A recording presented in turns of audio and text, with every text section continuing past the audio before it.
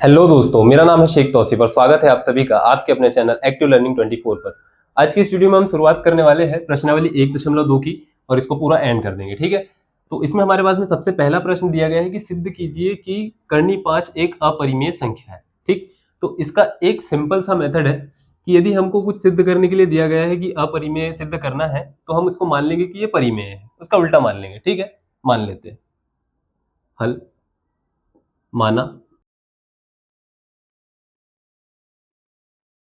मान लिया हमने कर्णी 5 एक परिमेय संख्या है, तो कर्णी 5 को हम कैसे लिख सकते हैं, इसीलिए कर्णी 5 बराबर ए बटा बी। चाहो तो बीच में एक लाइन और लिख सकते हो कि चूंकि परिमेय संख्या को ए बटा बी या पी बटा क्यू के रूप में लिखा जा सकता है, इसीलिए ए बटा बी हम इसको यहाँ पर लिख देंगे। अब यहाँ पर एक हमको इंपॉर्टेंट चीज लिखनी है जो हम हाईलाइट करके लिखते हैं ब्लैक से। क्या लिखना है यहाँ पर कि ए और बी, ए और बी सह अभाज्य पूर्णांक है, सह अभाज्य पूर्णांक है तथा b जो है वो 0 के बराबर नहीं है। ठीक, ठीक है सर, ये हमारे लिए मोस्ट इंपॉर्टेंट चीज है ये वाली। तो ये सह अभाज्य होता क्या है सर? सह अभाज्य वो होता है, जैसे मान लेते हैं हमारे पास में एक है 4 और एक संख्या है 5।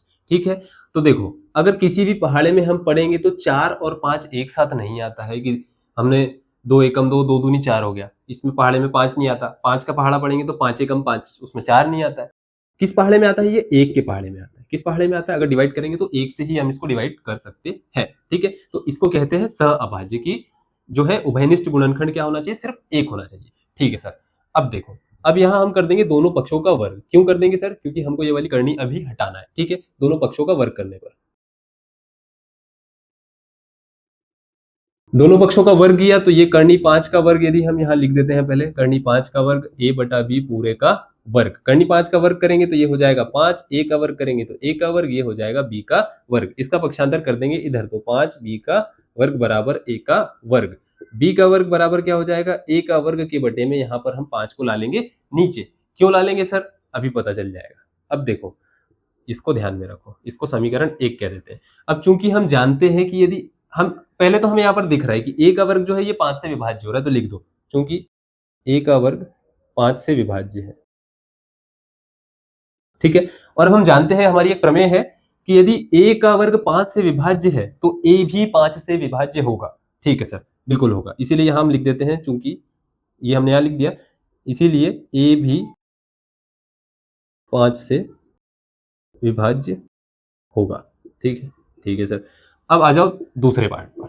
इसका दूसरा पार्ट, दो पार्ट में डिवाइड है मान लो ये क्वेश्चन, अगर दोनों को थोड़ा थोड़ा ध्यान में रख लिया बस। ये वाली तो लाइन आप लोग याद ही कर लेना मेरे हिसाब से। ठीक, ठीक है सर। अब हम मान लेते हैं, माना a बराबर 5c है। ठीक है, ये हमने माना है, ये हमारा अजम्पशन है। ठीक है, ठीक है सर। तो हमने ये माना, अब फिर से हम दोनों पक्षों का वर्ग कर देंगे। दोनों पक्षों का वर्ग करने पर क्या हो जाएगा? यहाँ हो जाएगा a का वर्ग, यहाँ हो जाएगा 5 का वर्ग 25, और ये हो जाएगा c का वर्ग। ठीक है सर, ये हो गया समीकरण 2। अब समीकरण 2 से हमको a के वर्ग का मान मिल गया। देखो, a के वर्ग का मान हमको यहाँ पर मिल गया, तो a के वर्ग का मान जो है हम लोग यहाँ पर समीकरण 1 में यहाँ पर पुट कर देंगे। ठीक है, ठीक है सर, समीकरण 1 एवं 2 से। ठीक है, मान रखेंगे यहाँ पर b का वर्ग बराबर, b का वर्ग बराबर a के वर्ग का मान क्या है? 25c का वर्ग, 25c का वर्ग बटे में क्या लिखा है हमारे पास में? 5 लिखा है। ठीक है सर, 5 लिखा, 5 से 25 कट जाएगा, b का वर्ग बराबर 5c का वर्ग। ठीक, ठीक है सर। अब ये 5 को यहाँ बटे में भिजवा दो, तो b का वर्ग के बटे में 5 बराबर c का वर्ग। ठीक है, अब ये देखो यहाँ पर ध्यान से, और देखो यहाँ पर ध्यान से, यहाँ पर a का वर्ग 5 से विभाज्य हो रहा है, यहाँ पर b का वर्ग 5 से विभाज्य हो रहा है, लिख दो यहाँ पर।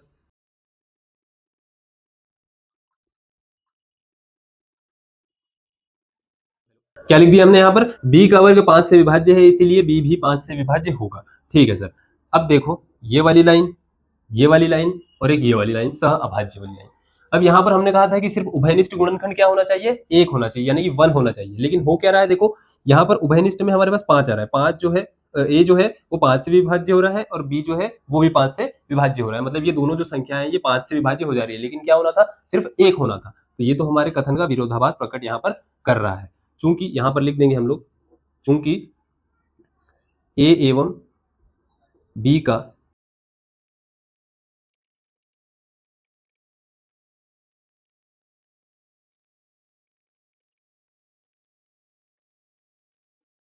क्या लिख दिया हमने यहाँ पर, ए एवं बी का एक उभयनिष्ठ गुणनखंड 5 है हमारे पास, हमने यहाँ पर दिखा दिया। ठीक है सर।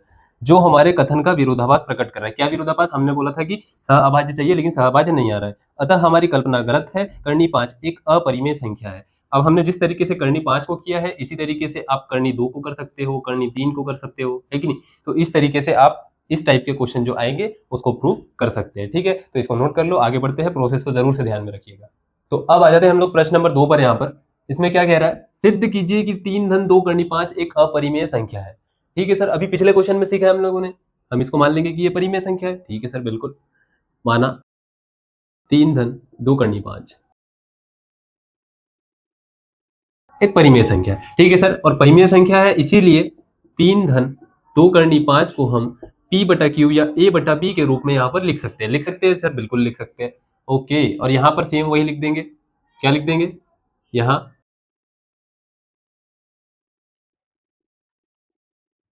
ए और बी जो है सहअभाज्य पूर्णांक है तथा बी बराबर नहीं है 0 के। ठीक है सर। अब 3 जो है यहाँ प्लस में है, इसका पक्षांतर कर देंगे इधर साइड, तो ये हो जाएगा 2 कर्णी 5 बराबर ए बटा बी माइनस का 3। लघुत्तम लेंगे, यहाँ पर लघुत्तम लेंगे तो क्या आ जाएगा, 2 कर्णी 5 बराबर यहाँ रहेगा। एलसीएम तो हम अभी सीख ही रहे हैं, एलसीएम कैसे लेते हैं, यहाँ पर ले लिया हमने बी, एलसीएम आ जाएगा इसका। और जब एलसीएम जो है दोनों का, दोनों हरों का गुणनफल आ जाए तो इसका इधर और इसका इधर तिर्यक गुणा कर देते हैं हम लोग। ठीक है, तो a माइनस 3 भी हो जाएगा। ठीक है सर, करनी 5 बराबर, ये 2 का पक्षांतर भी कर देंगे तो a माइनस 3b के बटे में b 2 इंटू बी हो जाएगा या b इंटू 2 हो जाएगा, जैसा भी कहना चाहो। ठीक है, तो अब ये जो है हमारी ये वाली, ये जो है ये हमारी परिमेय संख्या है। क्या है, परिमेय संख्या है। ठीक है, और हम ये जान रहे हैं पहले से ही कि करनी 5 एक क्या है, अपरिमेय है। क्या है, अपरिमेय है।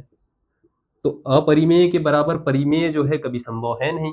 अब यहां पर हम लोग क्या लिखेंगे, लेकिन देखो, चूंकि a माइनस 3b के बटे में 2b एक परिमेय संख्या है, एक परिमेय संख्या है, परंतु हम जानते हैं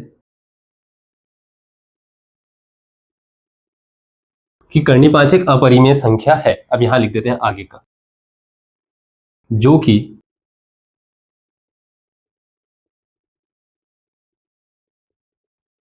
हमारे कथन का विरोधाभास प्रकट करता है, इसीलिए 3 धन 2 कर्णी 5 एक अपरिमेय संख्या होगी, अपरिमेय संख्या होगी। ठीक है, तो इस तरीके से क्वेश्चन सॉल्व हो जाएगा। ठीक है, तो इसको नोट कर लो, अगला वाला करते हैं हम लोग, प्रश्न नंबर 3। अब आ जाते हैं हम लोग प्रश्न नंबर 3 पर। इसमें क्या कह रहा है, सिद्ध कीजिए कि निम्नलिखित संख्याएं जो है ये अपरिमेय है। ठीक है सर, कौन सी संख्या है, 1 बटा करनी 2, और दूसरा वाला है 7 करनी 5, और तीसरा वाला प्रश्न है हमारे पास में 6 धन करनी का 2, जो कि आपका होमवर्क है, और वो सेम प्रश्न क्रमांक 2 जैसा ही होगा। ठीक है, नहीं बनेगा तो बिल्कुल आप डाउट से नहीं बनेगा तो बिल्कुल आप कमेंट सेक्शन में लिख सकते हैं, मैं उसका वीडियो बनाकर अपलोड कर दूंगा। ठीक है, ओके सर, ठीक है, हल करते हैं। बड़ा इजी क्वेश्चन है। अब हमको पता है, हम एक ही प्रोसेस फॉलो कर रहे हैं कि अगर हमसे कह रहा है कि करनी 5 एक अपरिमेय संख्या है, तो हम उसको मान लेंगे कि वो परिमेय संख्या है। ठीक है सर, तो माना 1 बटा करनी 2 एक परिमेय संख्या है। क्या है, परिमेय संख्या है। ठीक है सर, परिमेय संख्या है। अब परिमेय संख्या है तो इसको a बटा बी के रूप में लिखा जा सकता है, इसीलिए 1 बटा करनी 2 बराबर a बटा बी। डायलॉग यहाँ पर सेम रहेगा कि a और b जो है वह सहअभाज्य है, और लिख देता हूं सहअभाज्य पूर्णांक है तथा b बराबर नहीं है हमारा 0 के। ठीक है सर, अब ये हो गया। अब यहाँ करेंगे हम लोग तिर्यक गुणा। ठीक है, चाहो तो लिख दो यहाँ तिर्यक गुणा, या फिर पक्षांतर भी कह सकते हैं इसको। क्या, वैसे तिर्यक गुणा ही कर रहे हैं हम लोग। तो b गुना 1 तो ये हो जाएगा b बराबर a गुना करनी 2 तो ये a करनी 2 हो जाएगा। ठीक है सर, और हम इसको ऐसा भी कर सकते हैं, इसका पक्षांतर अब इधर कर देंगे तो b बटा a बराबर करनी 2, और इसी को हम ऐसा लिख सकते हैं करनी 2 बराबर b बटा a। ठीक है, इस तरीके से दोनों में से किसी भी फॉर्म में हम इसको लिख सकते हैं। ठीक है सर, अब देखो एक इंपॉर्टेंट कॉन्सेप्ट यहाँ पर, यदि a बटा b एक परिमेय संख्या है तो b बटा a भी एक परिमेय संख्या होगी, यानी कि इसका व्युत्क्रम भी एक परिमेय संख्या होगा, ये हम जानते हैं। ठीक है, मान लो अगर 3 बटा 5 कोई परिमेय संख्या है तो 5 बटा 3 भी तो परिमेय संख्या होगी ना, ऑब्वियसली होगी सर। ठीक है, तो ये कॉन्सेप्ट हम याद रखेंगे यहाँ, चूंकि किसी परिमेय संख्या का व्युत्क्रम, व्युत्क्रम को ही उसका उल्टा बोलते हैं ना, ऐसा 3/4 लिखा है तो 4/3, इसको कहते हैं व्युत्क्रम। बराबर नहीं होगा, ये बराबर नहीं है, ये इसका व्युत्क्रम है, ठीक है। परंतु परंतु क्या परंतु परंतु हम जानते हैं कि कर्णी दो एक अपरिमेय संख्या है। ये क्या है? अपरिमेय संख्या है, ठीक है। और ये परिमेय हो गया, तो परिमेय के बराबर अपरिमेय तो पॉसिबल ही नहीं है। तो लास्ट टाइम जैसे ये हो जाएगा। क्या लिखा है हमने? किसी परिमेय संख्या के व्युत्क्रम भी परिमेय होता है, परंतु कर्णी दो भी एक अपरिमेय संख्या है जो कि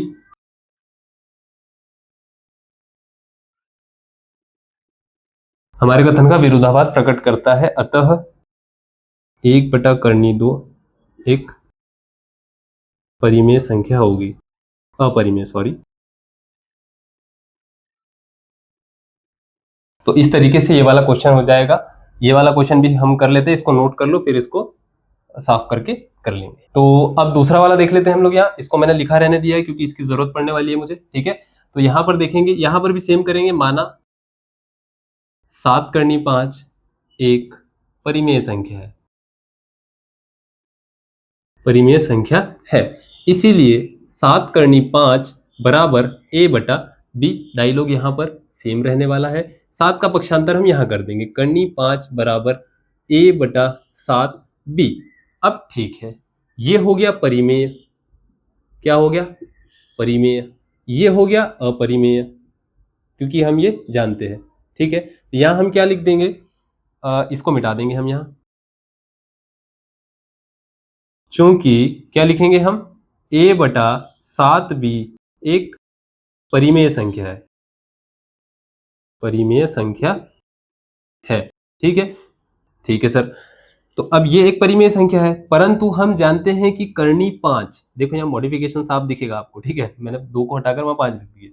कर्णी 5 एक अपरिमेय संख्या है जो कि हमारे कथन का विरोधाभास प्रकट करता है। अतः 7/5 सेम टाइप की क्वेश्चन है सारे, एक अपरिमेय संख्या होगी, ठीक है। इतना स्पेस हमारा खाली छूट गया, ठीक है, कोई बात नहीं। इससे छोटा सा इतना लिखना है, बाकी डायलॉग जो है वो हमारा सेम ही आने वाली, ये तो हमारा लास्ट का सेम ही रहता है, ठीक है। तो इस तरीके से ये वाला क्वेश्चन भी हो जाएगा, इसको नोट कर लो। एक काम करते हैं, यहाँ पर मैं थर्ड वाले का भी दे ही देता हूँ आपको। 6+ कर्णी दो, यही क्वेश्चन है आई गेस। 6+ कर्णी दो, यही क्वेश्चन है। तो इसको हम लोग कैसे करेंगे? इसको मैं शॉर्ट में बता देता हूँ, ठीक है। 6+ कर्णी दो बराबर मान लेंगे हम लोग a/b। खुद से जरूर ट्राई कीजिएगा। कर्णी दो बराबर हो जाएगा a/b माइनस का 6। कर्णी दो बराबर हो जाएगा a-6b के बटे में b।